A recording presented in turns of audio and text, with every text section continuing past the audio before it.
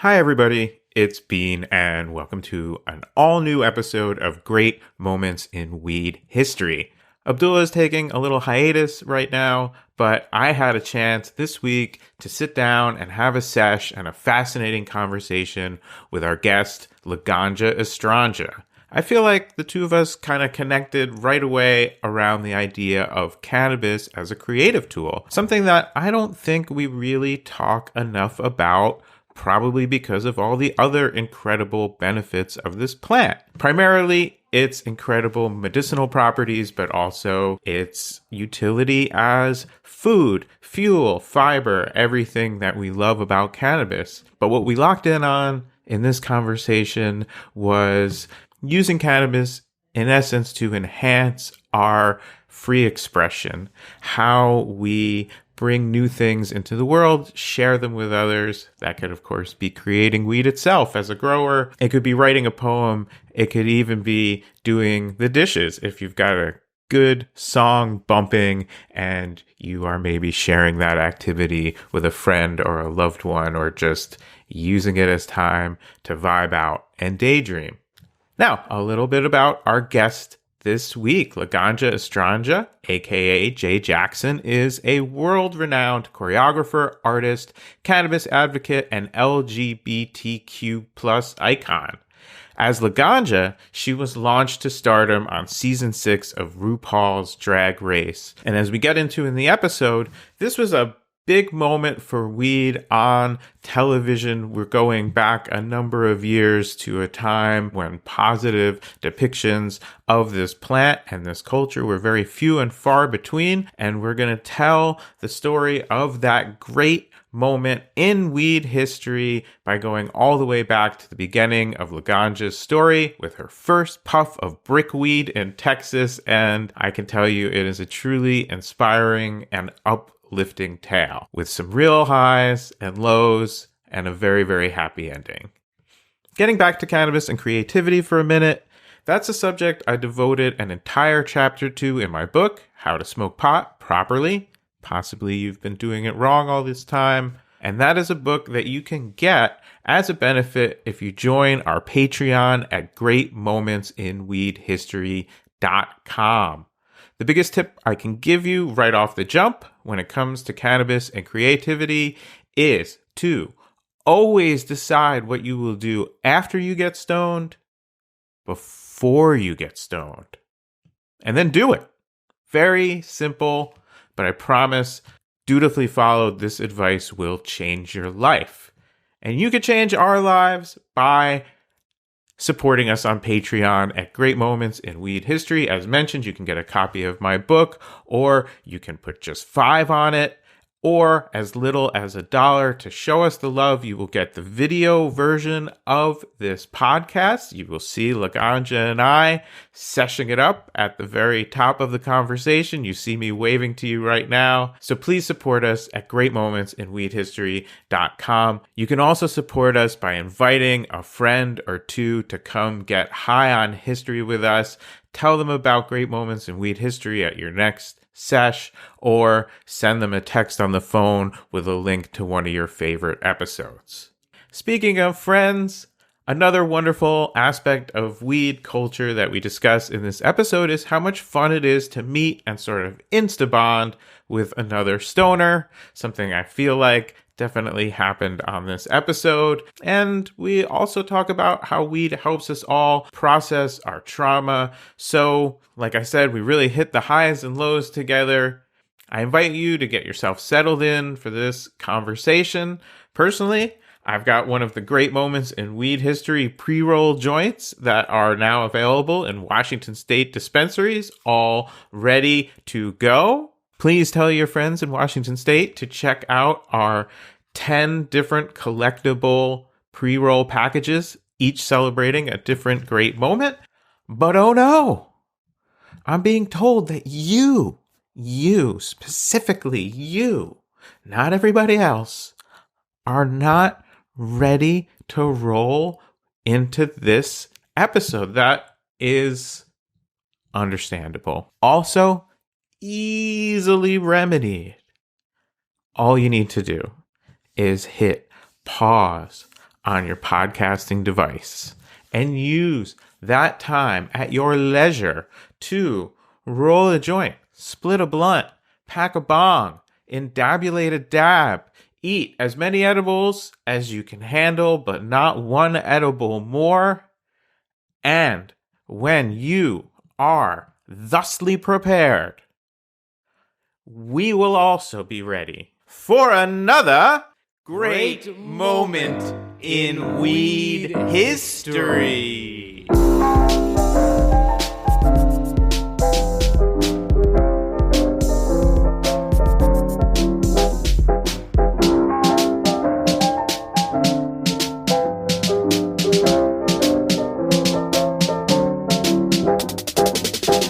All right.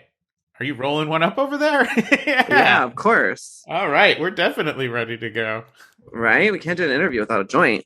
Absolutely. Well, welcome to Great Moments in Weed History. We are honored to have you here. We are very excited to hear your story. And we usually start these interviews off with the same question to get us rolling. Although you're a half a step ahead of rolling, you seem to be lighting up.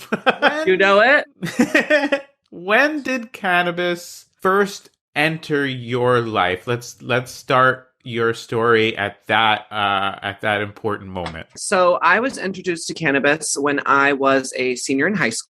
I had a friend by the name of Lauren Glenn, who was a total pothead, or a pot princess, as I like to say. And she really wanted me to smoke pot with her, but I was very scared of it. You know, growing up in Texas, there was a lot of stigma around what people referred to as the devil's lettuce. It took a lot of convincing, but eventually she was able to convince me. I was working on a dance piece at the time for a thing known as the National Foundation for the Advancement of Arts, which is now known as Young Arts. And I had a choreography block, and I couldn't really figure out what to do with my dancers. And so Lauren had suggested that we go and smoke cannabis, and that when we came back, I would be able to allow my creative juices to flow. So that's exactly what we did. We left school campus because I am not a rule breaker and did not want to get caught on campus smoking pot. And we drove around, we smoked pot, obviously breaking other rules. But, you know, as long as I wasn't breaking the school rules, I was okay.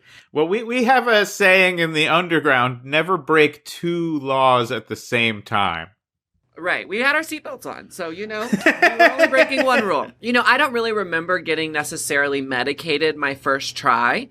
But eventually, after several tries, I did. And I was able to get past my choreography blockage. And that piece that I choreographed ended up awarding me with the Presidential Scholar in the Arts. So I was actually able to take that piece to the Kennedy Center and have the president, who was George Bush at the time, who at the time I hated, but now I'm like, he's not that bad in comparison to what we just had.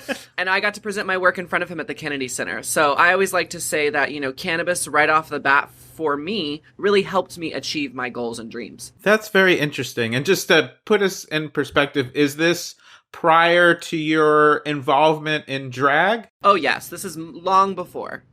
So I think I was 17 years old, and I didn't start drag till I was maybe 21. Growing up in Texas, there was a lot of stigma around cannabis, so I always feared it. I thought it was a scary thing. I thought it was like a drug. I didn't really understand that it was medicinal and that it could really help me. For me, it was sort of like either scary or also like a party drug, something that my friends would do at parties. So I just never really found my way towards the plant, and it wasn't until Lauren Glenn, really reframed it for me in this way of creative stimulation that I was able to kind of accept it and try it.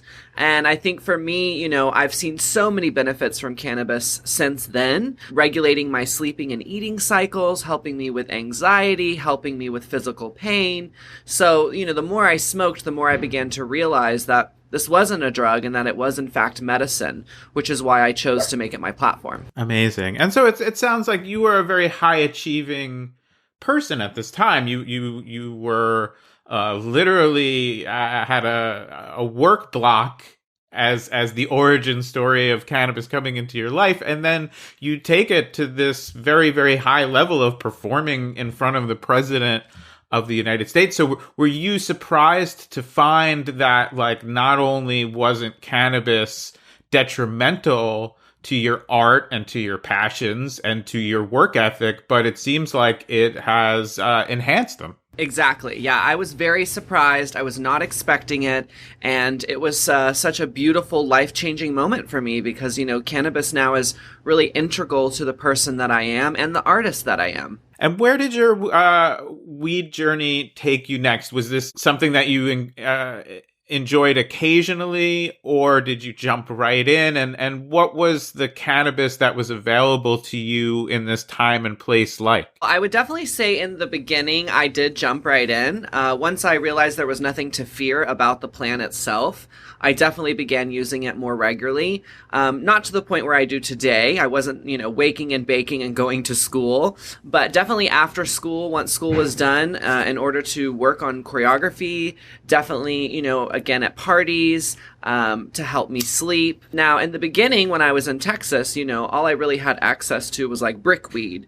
So weed that comes in a giant brick, it's usually brown. You might find some roaches or some other things up in that brick. And I'm not talking roaches the bug. I'm talking like little smoked roaches that got throttled and pressed and compact. Lots of seeds, lots of stems. I think people would refer to it as like mids now, maybe even lower grade than mids. But at the time, I didn't have the tolerance I have now. So it definitely worked for me, and I didn't really know any differently. My sister, who lived in Texas at the time, also smoked this type of weed and had her whole life. So to me, it was kind of normal. I didn't really judge it. It wasn't until I moved to California and discovered like full-on medical-grade cannabis that I realized I was smoking shit.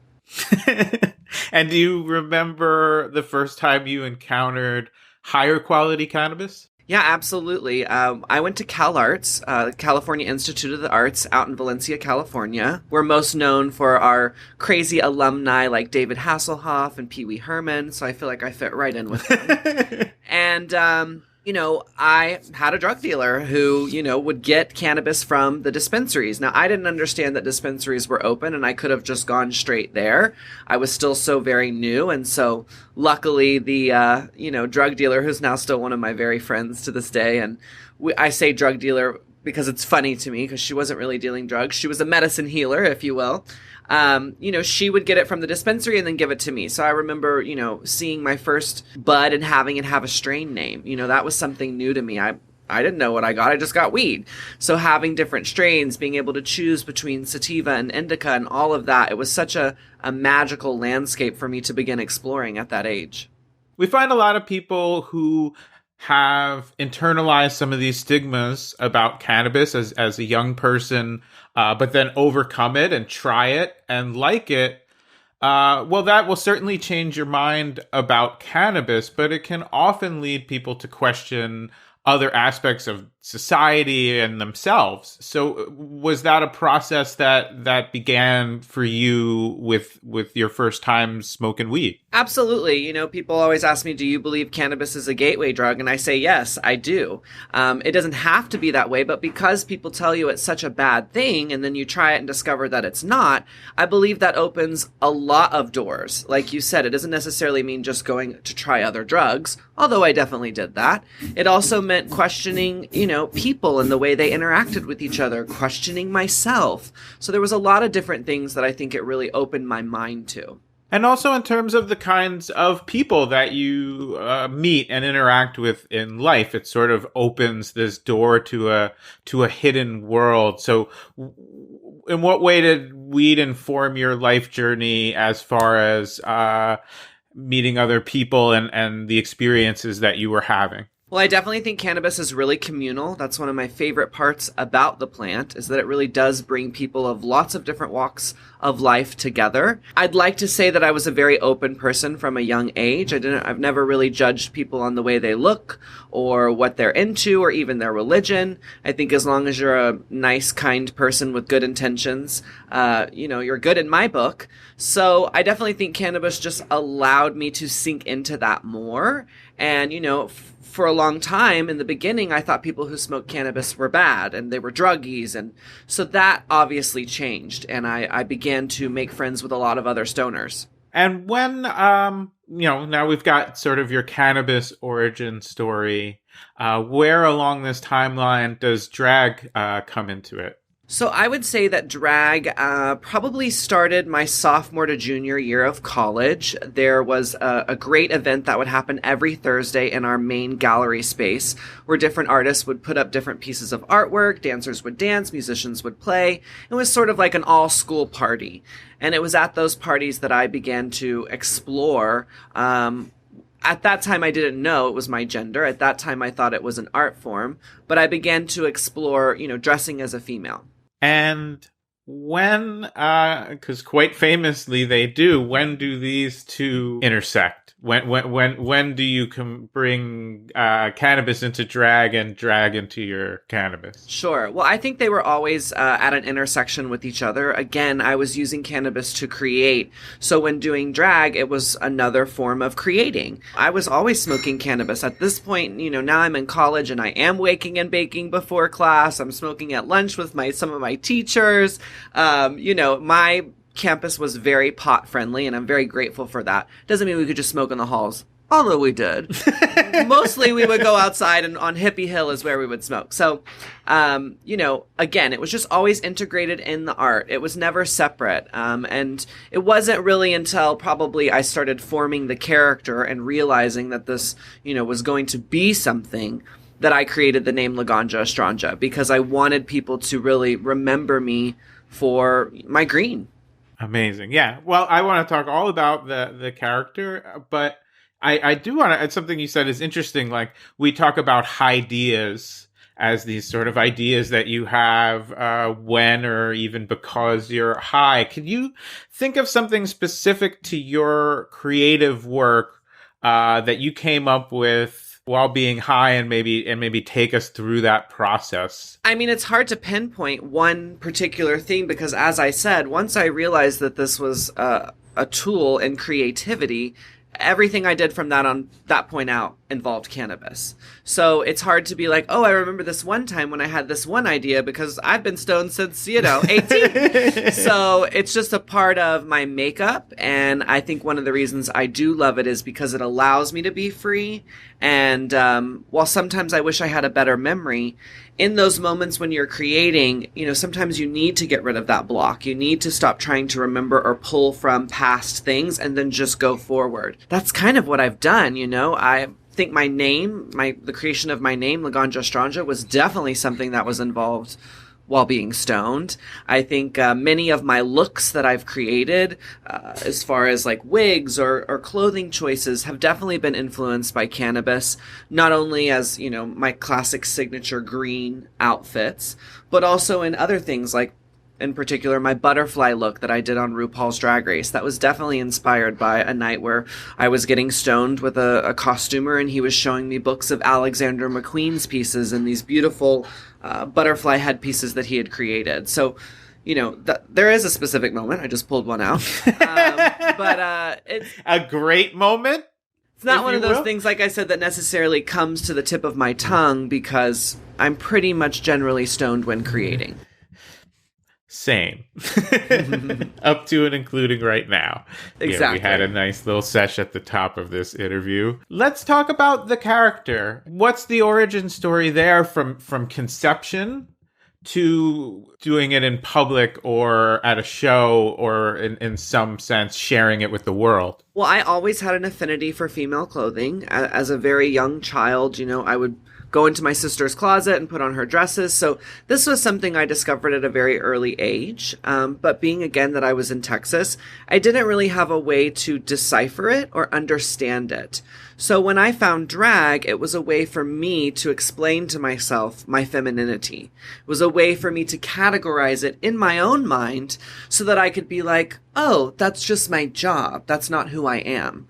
So obviously for me now that has changed. But if we're just talking about the specific point when now I'm in college and I've discovered drag and I feel like it's a separate entity from me. So at that time, like I said, I wouldn't have categorized it as a character, whereas now I definitely do. Laganja is a character, it is a part of me, but it is not who I am. It helped me find who I am, but now it's very much different. Jay is very different from Laganja. At that age, when I was in college and exploring all of this, in my mind, it was just a more fabulous Jay. It wasn't necessarily a caricature of Jay, but a more fabulous version. Sort of like when Beyonce becomes Sasha Fierce. It was her alter ego.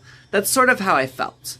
So I think what's interesting about that is basically as a character, now I view it as a character, I was deciding how I would act, what would be my mannerisms. A lot of things were influenced by, the music I listened to. Missy Elliott is one of my biggest inspirations because of the way she's able to make a pop song, but also really infuse a message. And so that's exactly what I wanted to do with drag. And I think that's why I chose Laganja, because even though it's fun and cool and I'm smoking pot and I'm hip, there was also this message underneath it that I was learning at that age and discovering about medicine and the way it could help people and the way it's actually very natural and that cannabinoids are meant for our body and found in our body. And, I think it was a process, which is why it's kind of hard to talk about it now, because I really view it in such a different way than I did if you were asking me that question at, say 19, 20, 21, when I was really forming this character.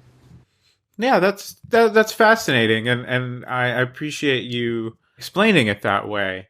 Going back in terms of it being a performance and a character, when did that premiere? When was the first time that you brought that to the world and shared this aspect of yourself and also this knowledge that you had been gaining? Well, I would say Laganja Estranja made her big debut in college.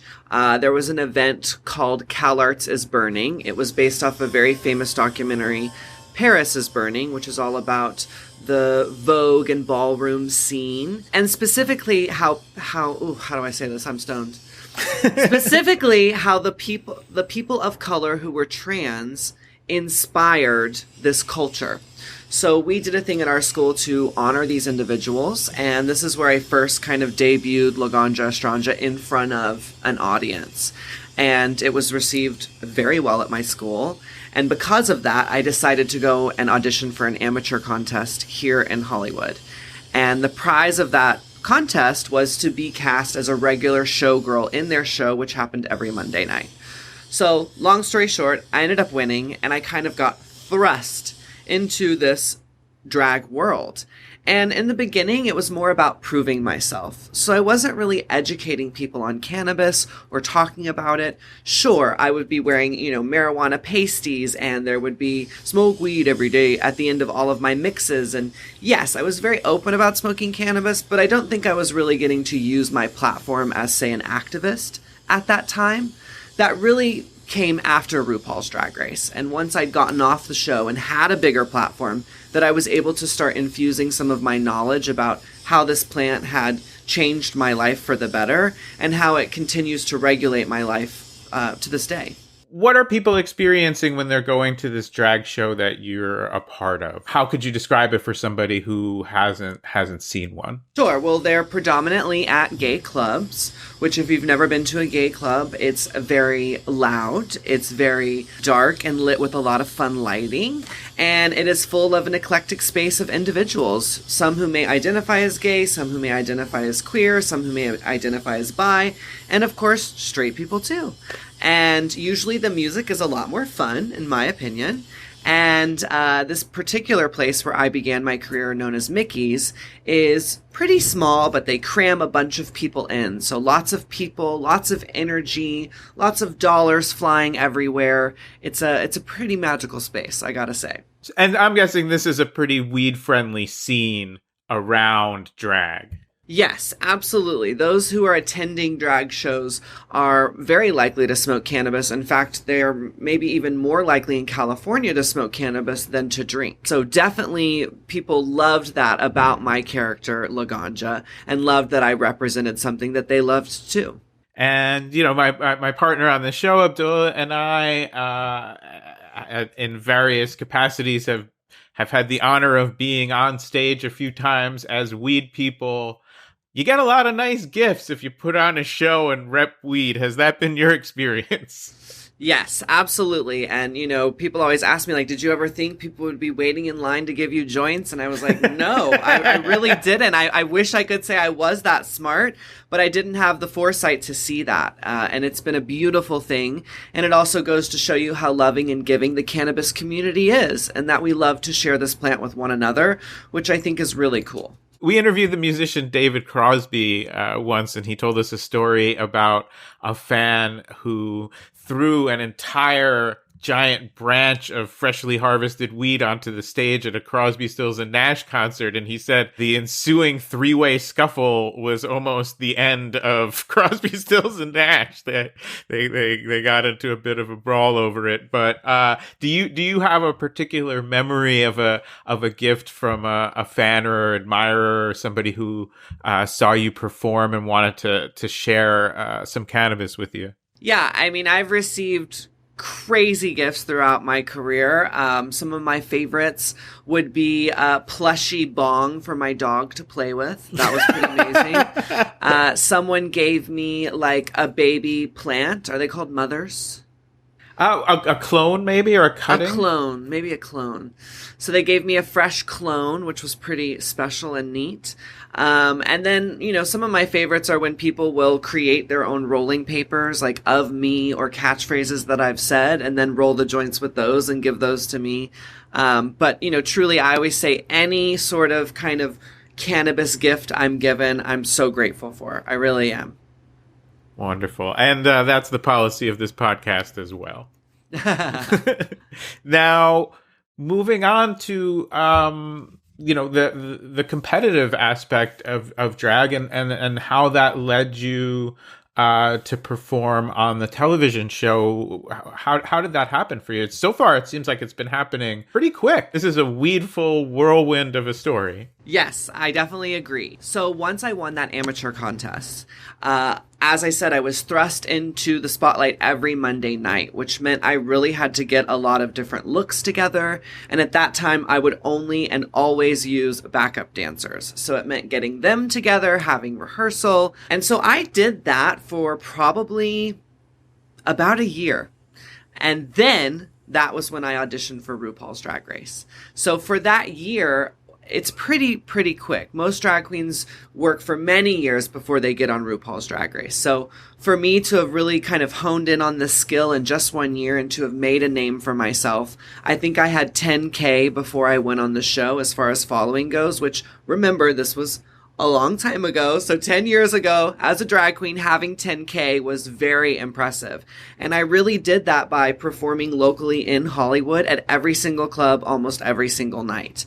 I really, just did everything I could to get my name out there as much as I could locally. And I think that's how I caught the eye of RuPaul's Drag Race. And of course, I had a good audition tape, or I don't think I would have gotten in, but I do think the two went hand in hand. I think it had to have shown them that I was very serious about this art form. And this is all as laganja. That's right. From the beginning of my drag career, I've always been laganja. I never changed the name or the brand. It's innate to who I am.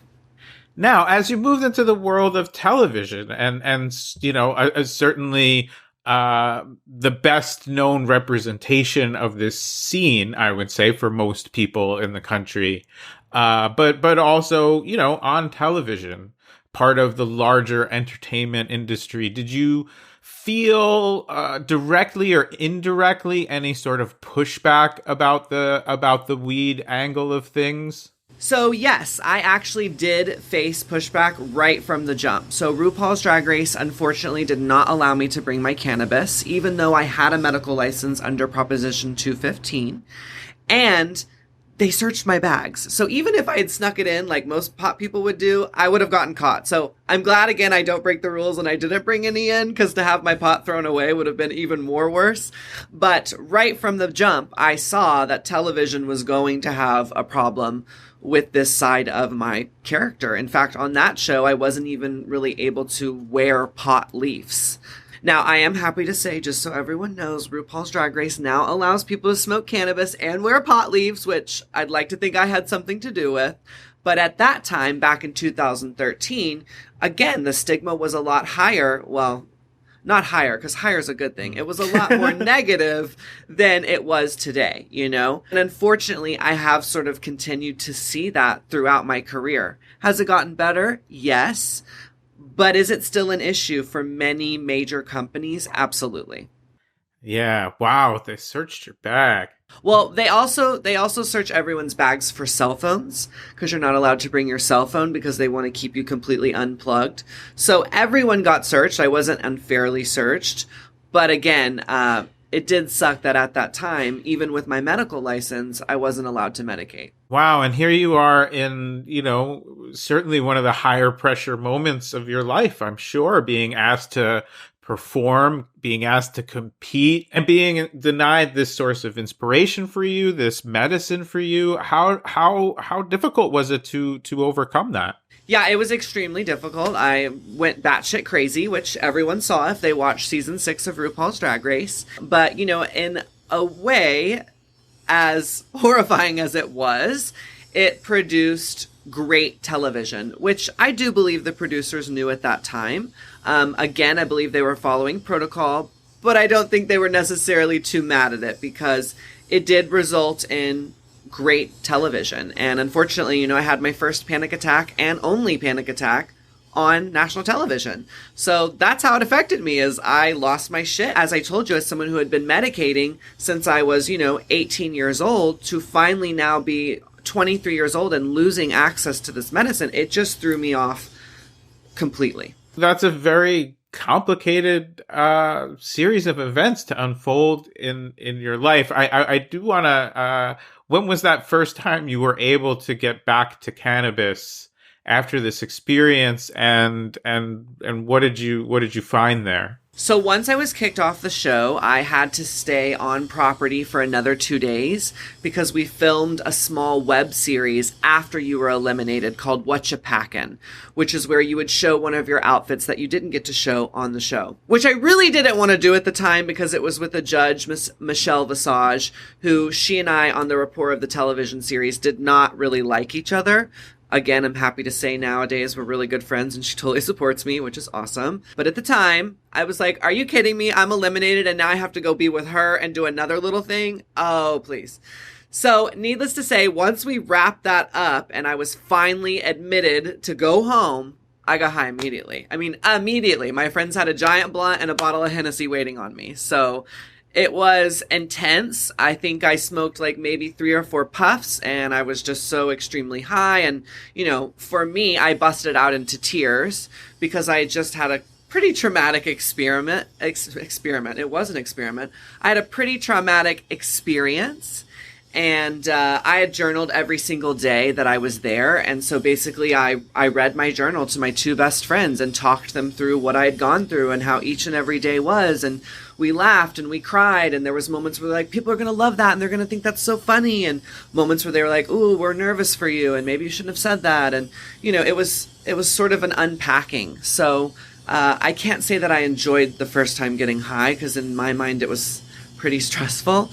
But I think eventually I was able to calm down and kind of go back to my normal life because the show doesn't air for another year. So once you make it, you pretty much have a year off. So I was able to get back to some normalcy in that year. And that's another aspect of cannabis that I think we don't talk enough about is the treatment of the symptoms of trauma and also it helps a lot of people unpack their trauma that can be blocked from them or difficult to otherwise work through. And so we see clearly the plant is there for you in this moment. As you say, it was not an enjoyable experience, but it was, I'm guessing, a lot better with weed than without.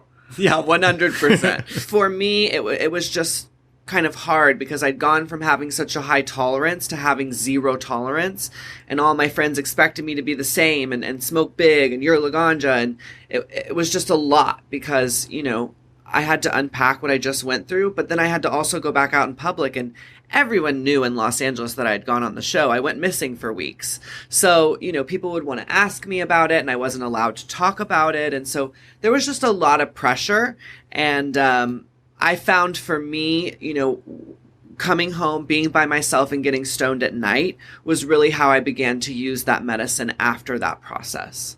Let's go forward a year to when the episodes start airing. What's the reaction, and specifically to laganja, and specifically to this idea of bringing cannabis culture out to a big audience in that way? Right. So a year later, the show comes out, and now I get the enjoyable pleasure of being re-traumatized and watching everything unfold again. And at the time, I really felt like I had done amazing and that people were going to love me. Now, unfortunately, I saw a lot of haters and a lot of negativity. Not just because I smoked pot, but also because my character was so over the top. Because I was going through basically, you know, a withdrawal. I was having a moment without my medicine. So that's what people were watching, and they didn't understand. That's why I was so annoying and so crazy, is because I didn't really feel like myself. But that's neither here nor there, because ultimately what I walked away with that project is a new group of people who loved me and who loved the fact that I was celebrating cannabis, who loved the fact that I was brave enough to go on national television and represent the community and deal with all this negative energy that I was eventually thrown. You've always obviously been a part of the cannabis community, but to become a icon of that community, how did you start to feel that? So for me, how I really started seeing the community come forward was in comments. You know, we live in the day and age of a social media network, and I really believe in it, because when I had people say horrible things about me, like I was a drug addict, I had 5 more people saying, well, you don't understand that cannabis isn't a drug, and having my back and leaving green hearts. And so I really started to see people standing up for me, and that's what made me feel, you know, even more glad that I had chose this platform to stand upon, because it needed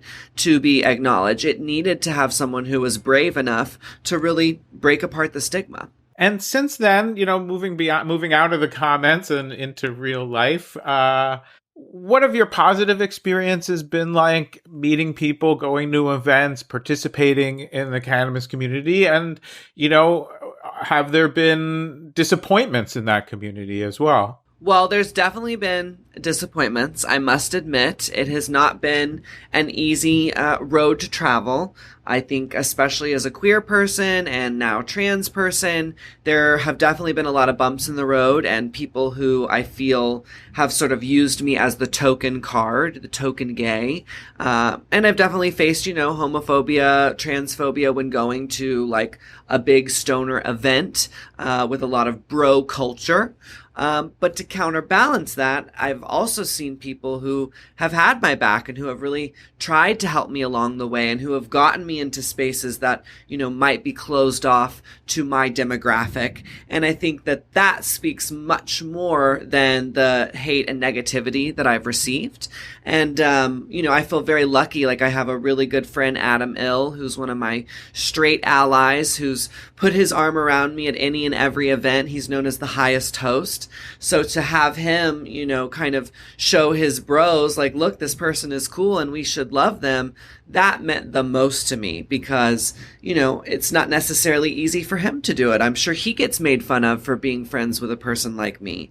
But, you know, that's the power of the cannabis community, is that most of us are really just about one love, and we're not about judging people, and we're not about this sort of bro-like culture where it's all about how many fat dabs you can smoke and, you know, who's got the coolest chain. I mean, that's a small part of the community. It's a big part of what society thinks of us, but truly there's very little of us that are like that. Most of us are, you know, all encompassing, all loving, and celebrate the fact that we're different. Absolutely. Well, Adam Ill, a recent guest on this program, he took us through the incredible history of an event called the Secret Sesh that he was often the host of. Also, just, you know, as a history show, we always love to point out the incredibly important role that the gay and queer community has played in the push for medicinal cannabis rights and cannabis liberalization across the board. We have episodes you can listen to in our feed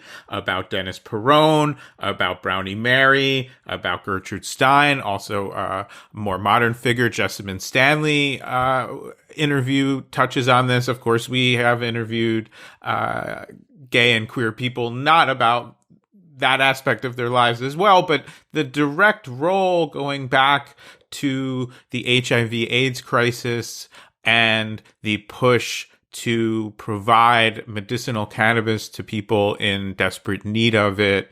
That is really the foundation of the modern cannabis legalization movement. And so, on behalf of our community that we share, anybody who made you feel that way, not only doesn't understand what this community is about, they don't understand the history of this struggle.